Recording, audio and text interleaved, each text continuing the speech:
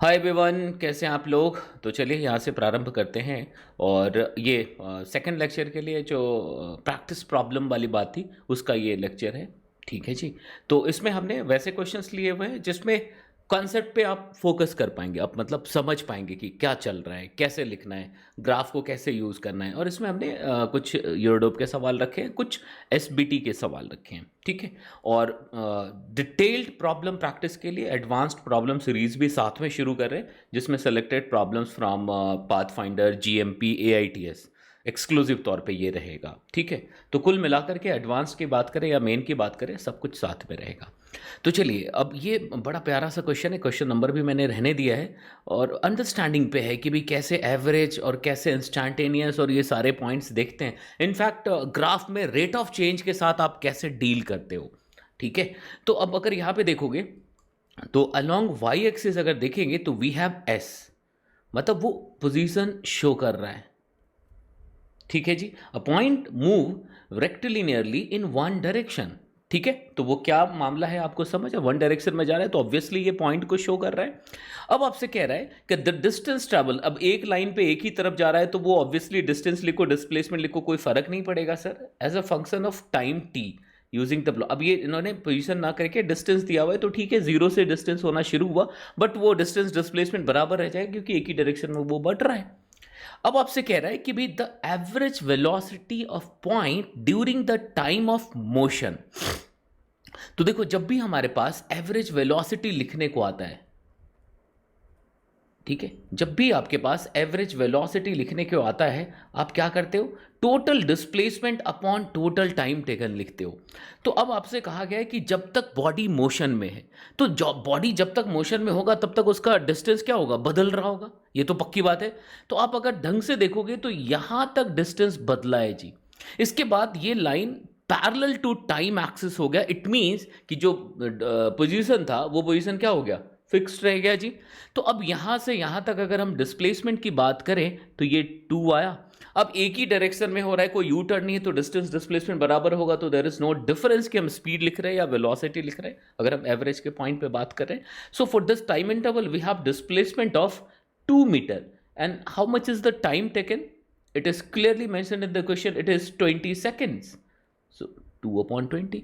तो कहीं से कोई पंगा ही नहीं होना है सर। यहाँ पे यहाँ तक बातें समझ आ रही है। ये 2 मीटर, ठीक है, 2 मीटर/20 लिख दिया। तो ये अब आप इसको लिख दो मीटर पर सेकेंड, ये मीटर पर सेकेंड अगर सेंटीमीटर में लिखेंगे तो क्या आ जाएगा, 10 सेंटीमीटर पर सेकेंड। मुझे लगता नहीं कि कोई भी दिक्कत होनी चाहिए, सभी बच्चे समझ गए इसको। 10 सेंटीमीटर कैसे लिखिए, मीटर पर सेकेंड होना था, हमने 100 से मल्टीप्लाई कर दिया। बिल्कुल क्लियर है, ग्रेट। अब अगर हम दूसरे पॉइंट पे जाएं तो कहानी बड़े आराम से आगे बढ़ेगी। फर्स्ट सेकंड में क्या कह रहे हैं, द मैक्सिमम वेलोसिटी। तो बेटा मैक्सिमम वेलोसिटी का मतलब ये हो गया कि जहां पे slope of the tangent maximum हो, क्योंकि ये इंस्टेंटेनियस की बात कर रहा है। During the period of motion you have to find that maximum speed और द मैक्सिमम वेलोसिटी। तो जिस मोमेंट पे slope of the tangent maximum होगा।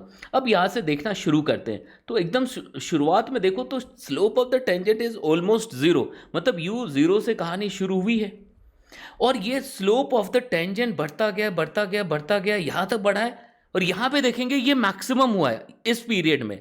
देखो, अब आप यहां से दो पीले बिंदु को देखो, यहां से यहां तक ये कांस्टेंट रहा है। देन अब ये slope of the tangent decrease होना शुरू हुआ है, मतलब फर्स्ट 10 सेकेंड तक ये स्लोप बढ़ा था टेंजेंट का, फिर 10 टू कुछ सेकेंड्स तक ये कांस्टेंट रहा, फिर घटा। मतलब ये जो सीधी रेखा जो दिख रही है, जो straight line, you can easily observe here, यही टाइम है जब हम कह सकते हैं कि उसके पास मैक्सिमम डिस्प्लेसमेंट था। अब थोड़ा अपना दिमाग लगाइए कि भाई यहाँ पे किसी भी इस पॉइंट और इस पॉइंट के बीच में किसी भी पॉइंट पे आप थीटा कैलकुलेट कर सकते हो, टेन थीटा निकाल सकते हो और वो उस पूरे पीरियड के लिए वेलोसिटी होगा क्या। तो अब अगर इसमें निकालना चाहे तो बड़ा मुश्किल सा दिख रहा है यहाँ से यहाँ, लेकिन अगर आप यहाँ और यहाँ में दिमाग लगाओगे तो काम बन जाएगा। भाई आपको दिमाग लगाना होता है ना, तो जरूरी नहीं कि अब यहाँ से यहाँ तक यहीं पे कुछ ढूंढना शुरू कर दें। भाई कुछ तरीका तो निकालेंगे, जरूरी थोड़ी ना कि बाबूजी से ही डायरेक्ट मिलना है। भाई तरीके तो हो सकते हैं ना यार। तो तरीके है कि बीच में यहीं से काम बन गया, वो बाबूजी के फिराक में रहते तो काम ही नहीं हो पाता ना, ये दिख लिखा ही नहीं होता, वो तैयार ही नहीं होते भाई साहब। तो अब देखो यहाँ पे देखोगे तो ये अगर हम देखें तो यहाँ से 10 to 20 जा रहा है, मतलब 2 का मामला है, 2 2 2, ठीक है, तो ये 4 हो गया। और अगर हम यहाँ से यहाँ देखें तो ये कितने का मामला है, 1 2 3 4 5, तो 0.2 का मामला है, तो 1 2 3 4 5, एग्जैक्टली 5, मतलब ये 1 हो गया क्या। तो मुझे लगता नहीं कि कोई भी दिक्कत है। तो इस पीरियड में अगर स्लोप ऑफ द टेंजेंट निकालना है और वही v मैक्सिमम हो जाएगा, तो क्या मैं इसको 1/4 लिख दूँ, और इसको सेंटीमीटर में लिखना है तो 100 से मल्टीप्लाई कर देते हैं सर, तो 25 सेंटीमीटर पर सेकेंड हो गया क्या। मुझे लगता नहीं कि कोई भी दिक्कत होनी चाहिए। यहाँ तो बातें समझ आ रही है, बिल्कुल क्लियर था मामला। अब देखो, मतलब कॉन्सेप्चुअली अगर आप स्ट्रांग है देन कोई प्रॉब्लम नहीं आनी है, और किसी भी चीज़ का हवा मत बनाइए, काम करिए, उस चीज़ पे अप्लाई करिए, हो जाएगा। इससे कुछ भी नहीं होना, बड़े आराम से प्यार से करेंगे, आपका निकल आना है कि भाई क्या होना है यहाँ पे। देखो नेक्स्ट पॉइंट अगर आप देखेंगे, the time moment T naught at which the instantaneous velocity is equal to the mean velocity average over the time. मेरे ख्याल से पहले के फोटो का काम हो गया, तो इसको मैं यहाँ से हटाता हूँ ताकि आप फिर से इसको समझ पाएँ जी। अब कोई एक ऐसा टाइम बताओ जिस मोमेंट पे जो इंस्टैंटेनियस वेलोसिटी है, ठीक है, और 0 टू दैट पीरियड जो एवरेज वेलोसिटी, दोनों बराबर है। तो देखो किसी भी पॉइंट पे अगर फिक्स करके टाइम को अगर हमें एवरेज लिखना होता है, मान लो यहाँ से यहाँ तक के बीच में एवरेज लिखना हो, तो तुम्हें क्या करना है, यहाँ से यहाँ तक एक सीधा लाइन खींच देना डायरेक्ट, और इसका tan थीटा लिख दो, वही स्लोप ऑफ दैट लाइन हो जाएगा, ये लाइन, और ये एवरेज वेलोसिटी हो गया। क्यों भाई, total displacement upon total time taken, इसमें कोई पंगा ही नहीं है, कोई भी पंगा नहीं है। चल अब अगर आप देखो तो ऐसा ढूंढना है, तो मैं एक बात कहता हूँ, ये जरा सा सोचना, ये जो मैंने लाइन खींची, observation will play the key role here sir. आपको ऑब्जर्व करना पड़ेगा। आपने सिर्फ थ्योरी रट ली है, कॉन्सेप्ट समझ लिया है, तो उससे काम नहीं चल रहा, सिर्फ आपको धीमे धीमे उसको अप्लाई करना पड़ेगा, ठीक है। तो अगर आप यहाँ पे देखोगे तो 0 टू दिस पीरियड, अगर 0 टू दिस पीरियड की बात करते हैं तो टेंजेंट यही हो जाएगा, और अगर मैं इंस्टैंटेनियस की बात करूं वो भी यही लाइन हुआ, मतलब 0 टू दिस पीरियड अगर बात करो, let's suppose it is T naught, तो 0 टू टी नॉट तक जो एवरेज वेलोसिटी है, the average velocity for interval 0 to T naught and instantaneous at T naught, both are equal बेटा, बोथ आर इक्वल, इसमें कोई पंगा ही नहीं है, दोनों क्या है, बिल्कुल बराबर है। तो दोनों अगर बराबर है तो काम हो गया। देखो तो यही था। अब ये पॉइंट निकालना है हमें। अब यहाँ से देखो ये पॉइंट ये हो गया, ये जैसा हमने देखा था, ये 2 का इंटरवल था, तो 2 2 2 6 हो गया, तो 10 + 6 16 हो गया। सो आंसर वुड बी, ये अजूबा अनोखा हमें 16 सेकेंड्स पे मिलेगा। हो गया काम। तो तीसरे का अगर हम आंसर की बात करेंगे तो वो क्या हो जाएगा, 16 सेकेंड। मेरे ख्याल से बात यहाँ तक समझ आई, तो कोशिश करिए, अब करते चले जाएंगे तो हो जाएगा, परेशान मत होइएगा। अब देखो इस पॉइंट पे आते हैं, ये भी बड़ा अच्छा सा एक सवाल है, बेसिक अंडरस्टैंडिंग ऑफ ग्राफ है ना, बेसिक अंडरस्टैंडिंग ऑफ ग्राफ पे ये है, the position time graph for a particle travelling along x axis has been shown in the figure, ठीक है। State whether following statements are true और false. इसमें से कौन कौन सा सही है, मतलब या गलत है। Particle starts from rest at t0। Sir थोड़ा सा सोचो, ये x वर्सेस t है, मतलब पोजीशन वर्सेस टाइम का ग्राफ है, और t0 पे x0 है, ये बहुत अच्छी बात है। लेकिन क्या t0 पे स्लोप ऑफ द टेंजेंट 0 है क्या? No, in fact it is negative, in fact it is negative. तो अगर ये नेगेटिव है तो नॉन जीरो है, तो मतलब पहला फॉल्स हो गया जी। कैसे फॉल्स हो गया? क्योंकि हमें पता चल गया कि u जो है ये नेगेटिव है, नॉट जीरो, ये क्या है, नेगेटिव है। यहाँ तक बातें समझ आ रही। अब देखिए, अब सेकंड पे आते हैं, पार्टिकल इज, तो ये क्या हो गया, फॉल्स। मैंने यहाँ टिक किया, ऐसा मत समझ लीजिएगा ट्रू लिखा है, ये हो गया इसलिए मैंने टिक किया।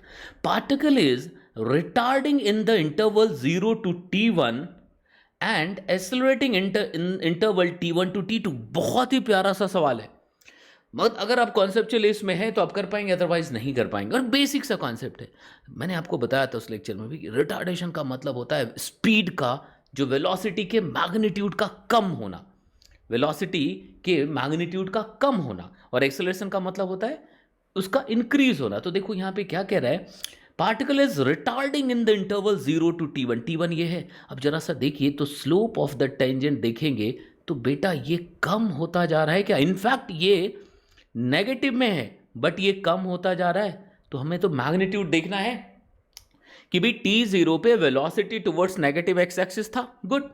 उसके बाद क्या? बट इसके जो वैल्यू है, इसका जो मैग्नीट्यूड है, is decreasing with the time. तो अगर टाइम के साथ डिक्रीज हो रहा है तो अप टू t1 ये रिटार्डेशन था, ये रिटार्डेशन था, इसमें कोई भी प्रॉब्लम नहीं है सर, ये रिटार्डेशन था। इसके बाद क्या हुआ? अब देखो सर, T1 टू T2 अगर जाएंगे तो अब देखो यहां पे जीरो हो गया, अब वेलोसिटी पॉजिटिव में बढ़ने लगे, स्लोप इंक्रीज हो रहा है। तो T1 to T2 certainly it is positive, मतलब velocity is increasing with the time. मतलब ये क्या हो गया, जीरो T1 टू T2 ये एक्सेलरेशन होगा। बिल्कुल क्लियर है सर, बहुत बढ़िया। अब देखो तो B का मतलब ट्रू हो गया, ठीक है। अब हम लोग आते हैं सी पार्ट पे।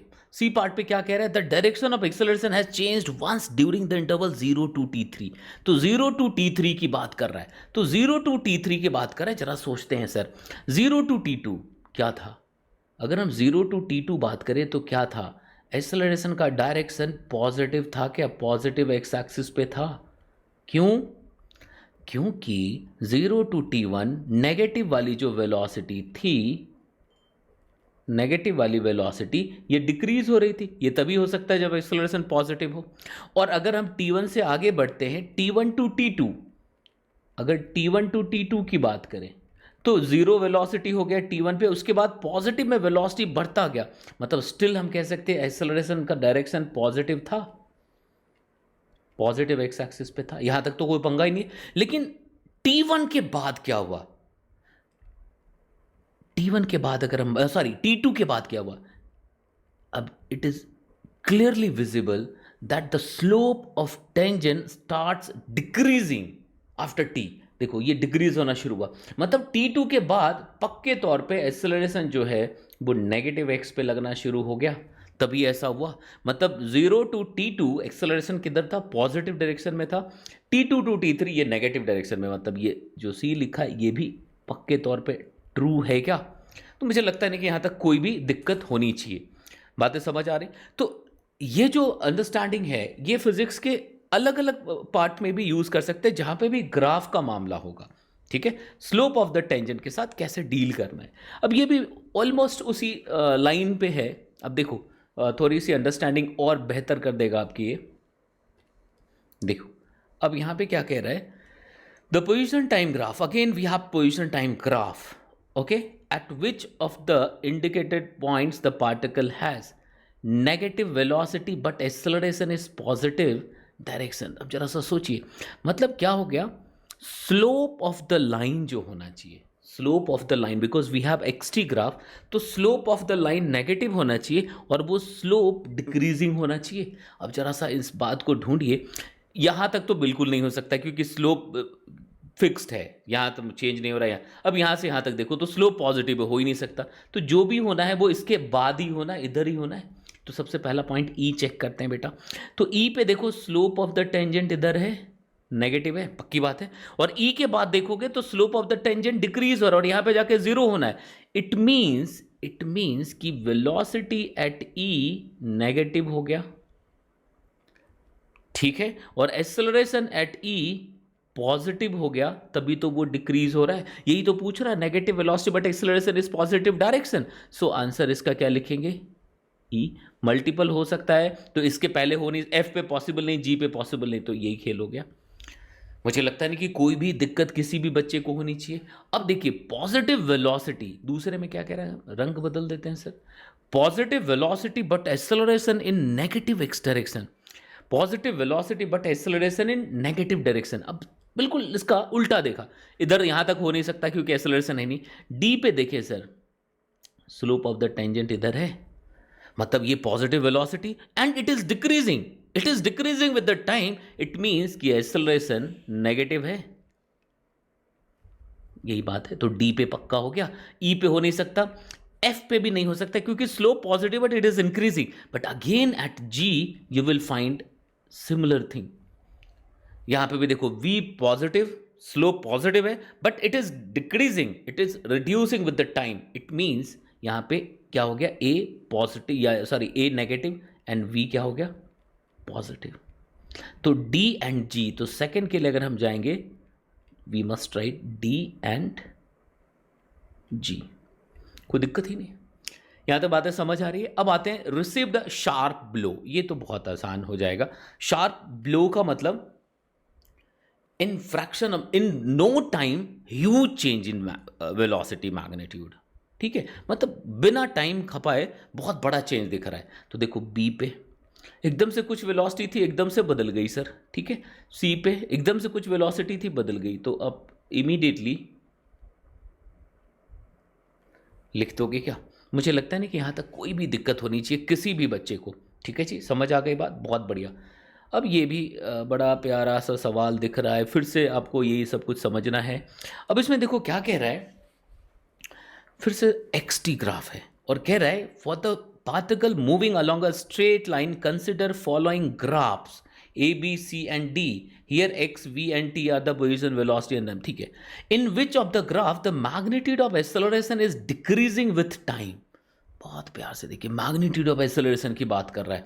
अब देखो सर, अगर आप यहाँ पे देखो तो वेलोसिटी की बात करें तो देखो ऐसा है, अगर हम वेलोसिटी की बात करें तो वो, अच्छा पहला एक्स टी है, दूसरा वी टी ग्राफ है बेटा। अगर हम वेलोसिटी की बात कर रहे हैं तो वो क्या हो रहा है, स्लोप इंक्रीज हो रहा है, और ये क्लियरली लिखा हुआ है पैराबोला, पैराबोला बन रहा है, मतलब ये कांस्टेंट ए है, ये कांस्टेंट ए है, तो कोई मतलब ही नहीं है सर, यहाँ तक कोई पंगा ही नहीं। यहाँ तक बातें समझ आ रही है, कोई दिक्कत है किसी को? तो हमें ये कह रहा है magnitude of acceleration is decreasing, great. V में आते हैं, slope of the tangent will give us the magnitude of acceleration as well direction, ठीक है। बट यहाँ पे आप देखेंगे कि भाई it is decreasing with the time, it is decreasing with the time, मतलब एक्सेलरेशन रिड्यूसिंग चाहिए था तो बी होगा, तो हम यहाँ से सीधे बी लिख देंगे। इसको भी चेक करते हैं, वेलोसिटी टाइम ग्राफ है, देखो यहाँ पे स्लोप ऑफ द टेंजेंट ये, फिर slope of the tangent definitely acceleration बताएगा, but it is decreasing, again ये रिड्यूसिंग है, अगेन ये रिड्यूसिंग है, तो बिल्कुल ऐसा लिख सकते, कोई दिक्कत ही नहीं होनी चाहिए। अगर यहां पे देखेंगे, नो इट इज इंक्रीजिंग बेटा, इट इज इंक्रीजिंग, तो फर्स्ट का आंसर बी और सी हो जाएगा। अब सेकंड पे आते हैं, in which of the graph the magnitude of acceleration is increasing, तो फर्स्ट होगा नहीं सर, सर फर्स्ट हो ही नहीं सकता, सेकंड हो नहीं सकता, थर्ड क्योंकि ऑलरेडी इसमें डिक्रीज, डी में देखते हैं तो अभी जैसे हमने बात की, तो स्लोप ऑफ द टेंजेंट क्या हो रहा है, ये इंक्रीज हो रहा है, इसलिए सेकंड पार्ट की अगर हम बात करेंगे तो सिर्फ डी लिखोगे क्या। अब आपसे कह रहा है कि भाई if the body is definitely going away from the starting point with time, which of the given graphs represent this condition। अब फर्स्ट में तो क्लियरली दिख रहा है एक्स इज इंक्रीजिंग, तो ए तो होगा ही होगा सर। बी पे पहुंचते हैं, again velocity is always positive, whether it is decreasing but it is always positive, तो यहां पे क्या लिख देंगे, बी। अगर थर्ड पे आ जाए तो यहां पे भी वेलोसिटी का कुछ भी हो, किसी भी मोमेंट पे देखेंगे वेलोसिटी पॉजिटिव में ही है, तो अगर वेलोसिटी पॉजिटिव में तो definitely body is moving away from the origin, तो यहां पे भी बिल्कुल पक्का है। अगर हम डी पे बात करें तो यहां पे भी again the same situation is here as far as the direction of velocity is concern, it is always positive, it is always towards positive, तो मतलब ये अवे फ्रॉम द जा, तो इसमें सभी सही हो गया क्या? तो मुझे लगता नहीं कि कोई भी पंगा होगा यहाँ पे, यहाँ तो बातें समझ आ रही है, ग्रेट। अब इसमें आ जाइए साहब, अब देखो whenever we have a T graph, तो जब भी आपके पास, ये भी सीखने समझने का एक पॉइंट था, when ever you have a T graph, ठीक है, जब भी आपके पास ए टी ग्राफ होता है तो ए टी ग्राफ में ए टी कर्व जो होगा उसके नीचे का अगर एरिया निकाल लो तो क्या देगा बेटा, दिस इंटू दिस, और ए इंटू टी क्या हो जाएगा, change in velocity.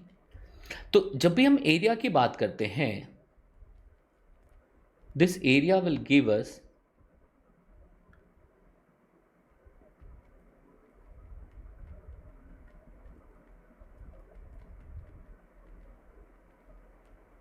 Change in velocity. Change in velocity, इसमें कोई डाउट नहीं है। तो अब देखो एक्सेलरेशन वर्सेस टाइम ग्राफ और particle moving along, if the initial velocity is given draw the plot of its velocity. जब भी हमें ग्राफ खींचना हो किसी चीज़ का तो दो तीन चीज़ें का तो ख्याल रखना होता है कि भाई एक्सिस पे कब क्रॉस कर रहे हैं, कब मैक्सिमम वैल्यू है और क्या पैटर्न है। अगर आप मैथ्स में तो एग्जैक्टली आप फंक्शन खींचते, फंक्शन का ग्राफ खींचते हो लिख करके, ठीक है। फिजिक्स में मोस्ट ऑफ द टाइम पे क्या करते हैं, मैक्सिमम कब हो रहा है, कब वो एक्स वाले एक्सिस को क्रॉस कर रहा है और क्या पैटर्न फॉलो कर रहा है, वहाँ से हम प्रिडिक्ट कर सकते हैं कि क्या होगा, ठीक है जी। तो अगर इनिशियल वेलोसिटी की बात करें और draw the plot of velocity versus time, so if it is velocity and this is time, तो भाई t0 पे अगर हम बात करें तो हमें लिखना ही पड़ेगा, it is compulsion because it is given in the question कि भाई initial velocity was 10 metre per second, ठीक है। तो फर्स्ट 4 सेकेंड में this would be the change in velocity, और हम एरिया निकाल दें 1/2 into base into height, so it is 20 metre per second. मतलब 4th सेकेंड के एंड पे we will have maximum velocity, मतलब मैक्सिमम वेलोसिटी का पता लग गया तुम्हें। मैक्सिमम वेलोसिटी कितनी हो गई सर, तो +20, 10, 20 इज द चेंज और इनिशियली इट वाज 10, तो 10 + 20 ये 30 हो गया क्या। अब अगर हम 4 to 8 की बात करें तो again we have the similar kind of acceleration, but यहां पे क्या हो जाएगा, नेगेटिव डायरेक्शन में, तो वेलोसिटी में चेंज -20 मीटर पर सेकेंड आएगा। मतलब अगर हम 8 सेकेंड की बात करें तो again we have similar velocity as it was at 0 time, ठीक है। अब 0 to 4, 4 सेकेंड पे एक्सेलरेशन 0 है, तो मतलब 4 सेकेंड पे अगर हम देखें, कलर बदल देते हैं, 4 सेकेंड पे स्लोप ऑफ द टेंजेंट बिल्कुल पैरेलल टू एक्स एक्सिस होना चाहिए क्योंकि वीटी ग्राफ है और एक्सेलरेशन 0 है। और उसके पहले एक्सेलरेशन का मैग्नीट्यूड रिड्यूसिंग है, तो रिड्यूसिंग है तो कुछ ऐसा जाएगा। देखो बात समझ आई, हमें नहीं लगता कि कोई भी दिक्कत, ऐसा जाएगा। अब देखो सारे पैटर्न को फॉलो कर रहा था, सब कुछ हो गया डन। तो मुझे लगता नहीं कि कोई भी दिक्कत होनी चाहिए, बिल्कुल ठीक है, ग्रेट, आगे बढ़िए। अब ये देखो फिर से आपको बेसिक पे पूछा गया सवाल है। अब कह रहा है एक particle is moving along x axis, एक पार्टिकल है which is moving along x axis, its position as function of time is given, say whether following statements are true और फॉल्स। अब फर्स्ट देखते हैं बेटा, d2x/dt², इट मीन्स कि this statement is talking about acceleration, it is positive, it is positive. तो अब यहां पे कह रहा है कि पॉजिटिव मतलब ए का जो डायरेक्शन है वो पॉजिटिव एक्स की तरफ है, ठीक है, और dx/dt नेगेटिव मतलब वेलोसिटी का डायरेक्शन नेगेटिव एक्स पे। तो मैंने आपको बताया कि जब भी वन डायमेंशनल मोशन की बात करते हैं और एक्सेलरेशन और वेलोसिटी दोनों ऑपोजिट डायरेक्शन में आता है तो definitely magnitude of velocity will decrease. तो you have every right to say कि भाई यस हियर इज रिटार्डेशन, तो the particle is definitely slowing down, ये करेक्ट स्टेटमेंट है, it is very much correct, इसमें कोई भी दिक्कत नहीं है। नेक्स्ट अगर हम पॉइंट की बात करें, next point, the particle is definitely moving towards the origin if, इसमें कुछ x² दे दिया, इसको डिफरेंशिएट कर ही डालते हैं तो क्या आ जाएगा, 2x dx/dt is less than 0, और dx/dt को हम इजिली v लिख सकते हैं, इंस्टैंटेनियस वेलोसिटी। अब आपसे कह रहा है कि इंस्टैंटेनियस वेलोसिटी और इंस्टैंटेनियस पोजीशन दोनों का प्रोडक्ट ऑलवेज लेस देन 0 है। तो अगर मैं कह दूं कि when x is positive definitely जो v का डायरेक्शन है it would be negative. It means कि अगर मैं यहां से ग्राफ जैसा प्लॉट करूं तो यहां पे मैं देख पाऊंगा कि जो वेलोसिटी है बेटा, जो वेलोसिटी है वो नेगेटिव इधर है जब x पॉजिटिव था, और जब x नेगेटिव होगा, यहीं से अब देख लो कि जब हम x की वैल्यू नेगेटिव में रखेंगे तो v को पॉजिटिव होना ही पड़ेगा, तभी ये चीज़ लेस देन 0 हो पाएगा। तो अगर इस तरफ है तो v इस तरफ है, तो इसका मतलब ये हो गया कि अगर इन्होंने कहा है कि the particle is definitely moving towards the origin, ये बिल्कुल करेक्ट है, ये बिल्कुल करेक्ट है, तो दोनों ही ट्रू हो गया। तो मुझे लगता है कि इतना इस क्वेश्चंस को करके थोड़ा कॉन्फिडेंस बिल्ड हुआ होगा अगर हम एक्सेलरेशन की बात कर रहे हैं, ठीक है। तो अभी जैसे बहुत सारे प्रैक्टिस के लिए एडवांस सीरीज जिसमें PYQ के best question, AITS and GMP series साथ में शुरू कर रहे हैं हम लोग, तो प्रैक्टिस की कोई कमी नहीं रह जाएगी। मैं कॉन्सेप्ट पे भी ध्यान दे रहा हूँ और एक रिदम मेंटेन करने की कोशिश कर रहा हूँ, एक फ्रिक्वेंसी एक बैलेंस्ड रहे। ठीक है, 12th का मैंने कहा था और जल्दी शुरू कर रहे हैं हम लोग। ठीक है, चलिए फिर अगर आपको कुछ चीज़ें अच्छी लगी हो तो शेयर लाइक ज़रूर करिएगा। ठीक है, फिर मिलते हैं आपसे। ओके।